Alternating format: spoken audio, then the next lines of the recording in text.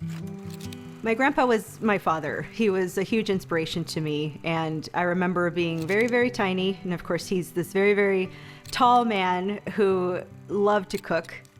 And I remember seeing how much love he put into his food, and you could taste it.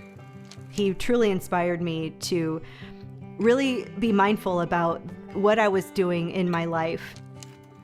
I was pre-diabetic at a very young age. I had high cholesterol, high triglycerides, you name it. I transitioned from vegetarianism to veganism over about 6 months. And when I went in to recheck my blood work, all of my levels were normal. I thought this is something that needs to be talked about. This is something people need to know about. I decided I need to make this my new career. I love helping others be curious about their nutrition journey and finding new things that they like.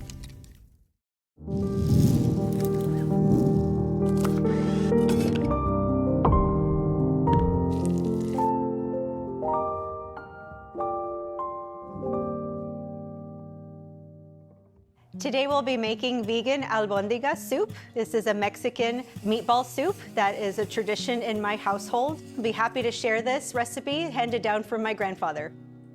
So I like to use yellow onions to bring out some of the sweetness in this dish so we have different levels of flavor profiles. Next we'll take our tomato. I'm going to just do a little bit of a dicing here. I don't usually actually like to peel carrots. I like them to stay whole. The skin is really important. It actually has a lot of components that help add to the protection of the vegetable itself. Next we have celery, and it has a satisfying crunch. Next we're going to be working with jalapeno, and for that, any peppers, I recommend gloves. The spice comes from actually the oils and the seeds inside the pepper, and if you touch any part of your body, notably your eyes, you can actually transfer that compound that makes it spicy into your eyes and makes it really uncomfortable. We're going to do a little bit thicker pieces for the potato because they do cook a lot quicker.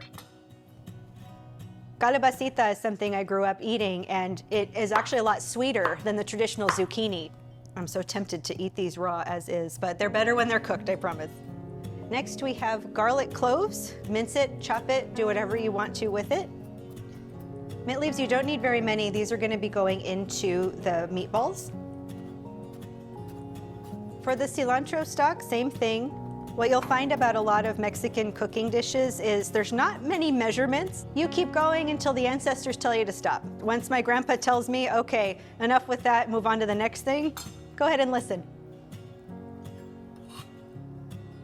We're going to be making the meatballs for the Albóndigas soup. So what I have here is 12 ounces of impossible ground meat. So now we go ahead and add our ingredients here. Now all you do is go in and have some fun. Okay, once everything's fully incorporated, you want to try to make meatballs that are about the same size. This is how my grandpa would do it. So now we have roughly about 8 meatballs. So just grab one of those little pie corners and just very gently, we're going to roll and incorporate. Okay, now that we've chopped everything, got our meatballs all set, now we can get to assembling our soup. What we want to have is a nice hot pan. I'm going to take vegetable oil. We're going to go ahead and add our onions. That's the sound we like.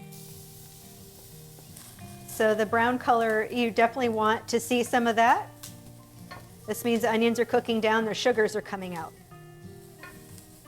Once these are fairly even brown color, I'm going to add our tomatoes.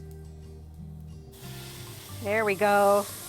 Just get those moving so we can start to cook them down.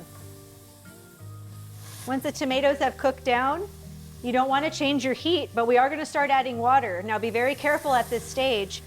Pour into your spoon first, that way it doesn't splash, and always pour away from you. Go ahead and cover the pot to help it boil a little bit faster. We're not looking for a rolling boil, just a slow boil to start. We're going to be adding the meatballs as soon as we get to that stage. You take each one, just like this, gently lay it directly down. Don't worry about stirring. All right, once all your meatballs are in, you can go ahead and just leave this as is.